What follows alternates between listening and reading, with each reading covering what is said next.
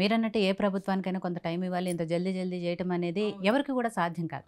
కానీ next parliament elections ఉన్నాయి కాబట్టి ప్రతిపక్షాలు ప్రధానంగా కాచుకొని కూర్చుంటే మీరెక్కడ దొరుకుతారా అనేది. జనాలు కూడా మీరేం చేశారు అంటే కొత్తగా ఏర్పడ్డం, మార్పు కోరుకున్నాము, అధికారాన్ని ఇచ్చాం కాబట్టి ఏం చేశారు అనేది కొంతవరకు ఆలోచిస్తారు. ఆ రిజల్టే రేపు పార్లమెంట్‌లో కూడా రాబోతోంది కాబట్టి సో, పార్లమెంట్ ఎలక్షన్స్‌కి సంబంధించి కాంగ్రెస్ పార్టీ ఎలా ప్లాన్ చేసుకుంటుంది? ఎందుకంటే 17కు 17 స్థానాలు డెఫినిట్‌గా గెలుచుకుంటాము అనే ధీమాలో ఉంది కాంగ్రెస్ పార్టీ. బట్ దానికంటూ ఒక ప్లాన్ ఉండాలి. అండ్ మీరిచ్చిన 6 గ్యారంటీల మీద ప్రజలకు నమ్మకం ఉండాలి. ప్రతిపక్షాలని మీరు వాళ్ళని సంతృప్తి పరచగలగాలి మీరిచ్చే సమాధానంతో. ఇవన్నీ ఏం చేయబోతున్నారు?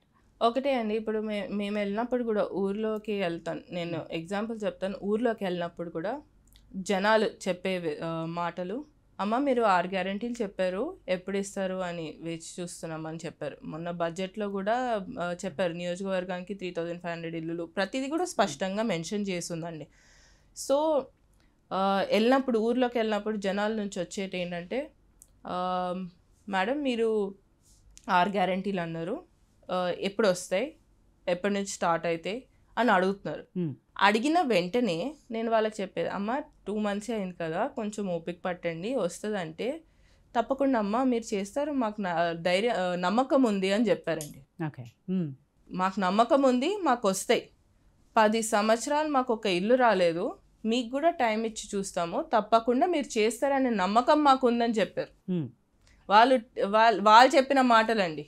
ఇప్పుడు ఆబ్వియస్లీ జనాలు కూడా ఇప్పుడు ఎట్లా అంటే ఊర్లో జనాలు ఏంటంటే ఊర్లో వాళ్ళకి ఏం తెలియకుండా లేరండి ఇప్పుడు. ఎందుకంటే సోషల్ మీడియా ఎక్కువైంది, ప్రతిదీ వాళ్ళకి తెలుస్తుంటుంది, రాష్ట్ర పరిస్థితి వాళ్ళకి తెలుసు, ప్రతి ఒక్కటి తెలుసు.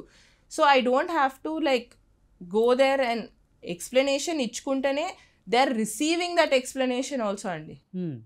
అదేవిధంగా పార్లమెంట్ ఎన్నికలు అంటాం. పార్లమెంట్ ఎన్నికల లోపల తప్పకుండా మాకు నోటిఫికేషన్ రాకముందు ఎన్ని వీలైతే అన్ని తప్పకుండా చేసుకుంటూ మిగతా అన్ని కూడా చేసుకుంటూ వెళ్తామండి. వీలైనంత వరకు ఏదైతే మాకు 500కి సిలిండర్, ఇంకా 200 యూనిట్స్ది కరెంట్ అనేది కూడా త్వరలో వస్తుంది మీకు.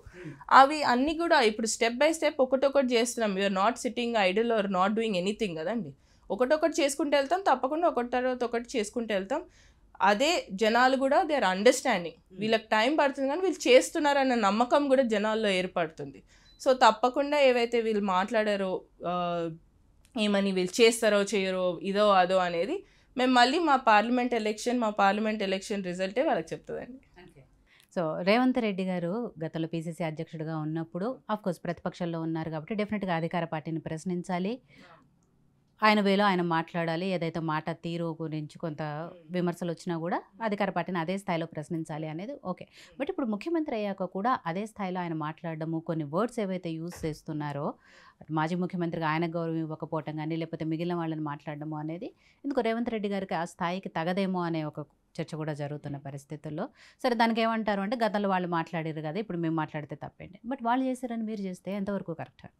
ఒకటండి, ఇప్పుడు ఎగ్జాంపుల్ నిన్నటిదే ఎగ్జాంపుల్ అండి.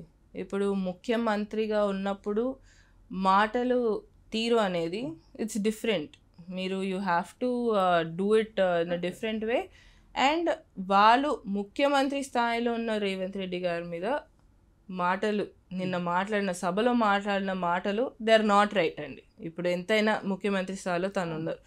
ఇప్పుడు ఆ మాటల విషయానికి వస్తే అసలు వాళ్ళు కూడా 10 సంవత్సరాల నుంచి ఏం మాట్లాడారండి, అవే అదే మాటలు నిన్న సభలో కూడా మేము విన్నది కూడా అవే మాటలు.